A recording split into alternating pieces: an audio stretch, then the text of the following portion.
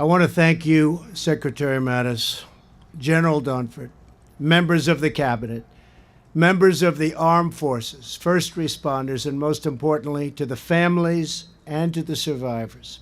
It's an honor to join you on this very, very solemn location. This is an occasion that is extraordinary, and it'll always be extraordinary. Before we begin, I'd like to send our nation's prayers to everyone in the path of Hurricanes Irma and to everyone suffering through the devastation of Hurricane Harvey. These are storms of catastrophic severity, and we're marshaling the full resources of the federal government to help our fellow Americans in Florida, Alabama, Georgia, Texas, Louisiana, Tennessee, and all of those wonderful places and states in harm's way. When Americans are in need, Americans pull together, and we are one country. And when we face hardship, we emerge closer, stronger, and more determined than ever. We're gathered here today to remember a morning that started very much like this one. Parents dropped off their children at school. Travelers stood in line at airports and getting ready to board flights. Here at the Pentagon and at offices all across the country, people began their early meetings. Then our whole world changed. America was under attack, first at the World Trade Center, then here at the Pentagon, and then in Pennsylvania. The horror and anguish of that dark day were seared into our national memory forever. It was the worst attack on our country since Pearl Harbor, and even worse because this was an attack on civilians, innocent men, women, and children whose lives were taken so needlessly. For the families with us on this anniversary, we know that not a single day goes by when you don't think about the loved one stolen from your life. Today, our entire nation grieves with you and with every family of those 2,977 innocent souls who were murdered by terrorists 16 years ago.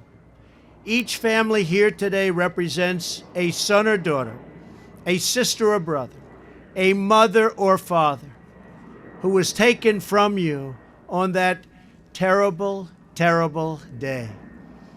But no force on earth can ever take away your memories, diminish your love, or break your will to endure and carry on and go forward. Though we can never erase your pain or bring back those you lost, we can honor their sacrifice by pledging our resolve to do whatever we must to keep our people safe.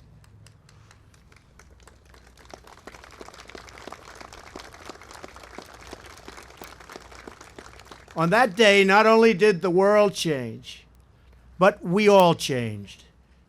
Our eyes were opened to the depths of the evil we face. But in that hour of darkness, we also came together with renewed purpose. Our differences never looked so small. Our common bonds never felt so strong. The sacrifice grounds on which we stand today are a monument to our national unity and to our strength. For more than 7 decades, the Pentagon has stood as a global symbol of American might, not only because of the great power contained within these halls, but because of the incredible character of the people who fill them. They secure our freedom, they defend our flag, and they support our courageous troops all around the world. Among the 184 brave Americans who perished on these grounds were young enlisted service members dedicated civil servants who had worked here for decades, and veterans who served our nation in Korea, in Vietnam, and in the Middle East. All of them loved this country and pledged their very lives to protect it.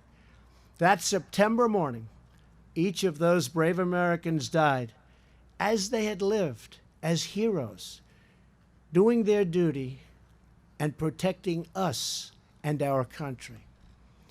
We mourn them, we honor them, and we pledge to never, ever forget them.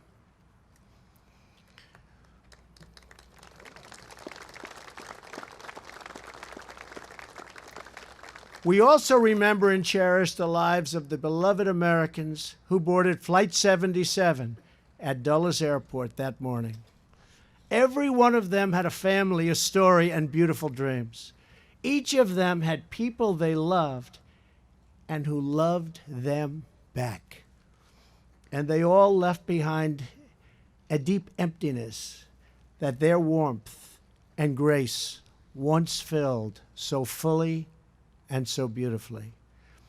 The living, breathing soul of America wept with grief for every life taken on that day. We shed our tears in their memory, pledged our devotion in their honor, and turned our sorrow into an unstoppable resolve to achieve justice in their name. The terrorists who attacked us thought they could incite fear and weaken our spirit. But America cannot be intimidated, and those who try will soon join the long list of vanquished enemies who dared to test our mettle.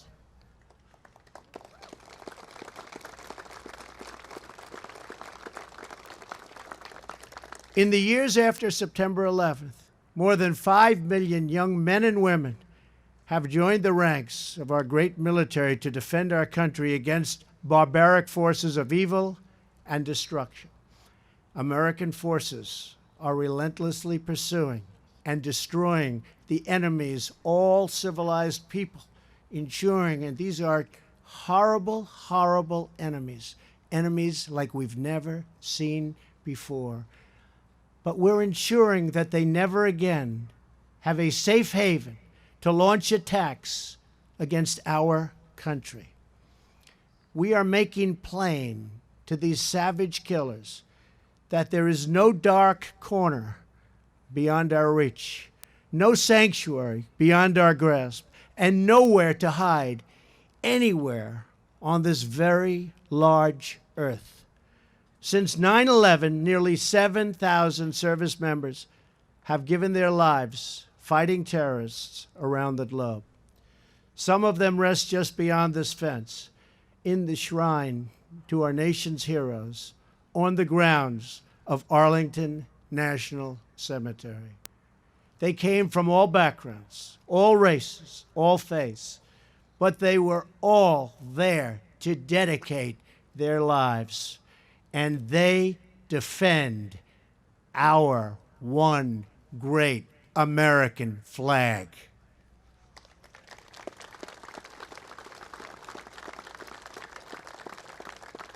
They and every person who puts on the uniform has the love and gratitude of our entire nation.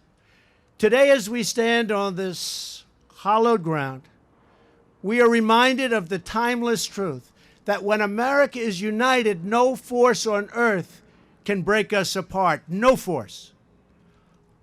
On the morning of 9/11, Pentagon police officer Isaac Houghtaling, and a special person, was one of the many heroes whose love for his fellow Americans knew no bounds. He was a mile away when he got the call over his radio that a plane had crashed into the Pentagon. He sped to the scene and raced into smoke and fire. Few people would have done it. He ducked under live electrical wires and trudged through puddles of jet fuel only steps away from sparks and from vicious flame.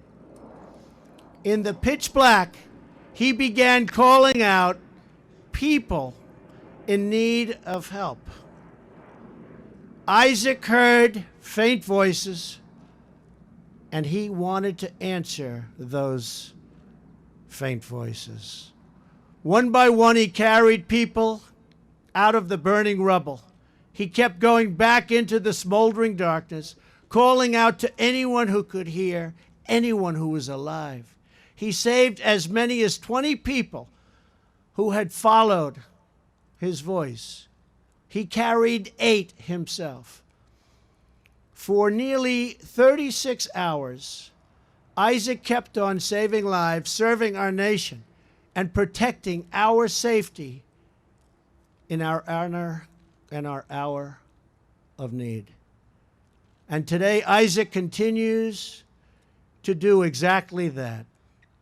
Isaac still works at the Pentagon, now as a sergeant. He's on duty right now, and he's joined us here today for the ceremony. And this morning, all of us and all of America thank Isaac for his service. Where is Isaac? Thank you. Thank you, Isaac. Thank you.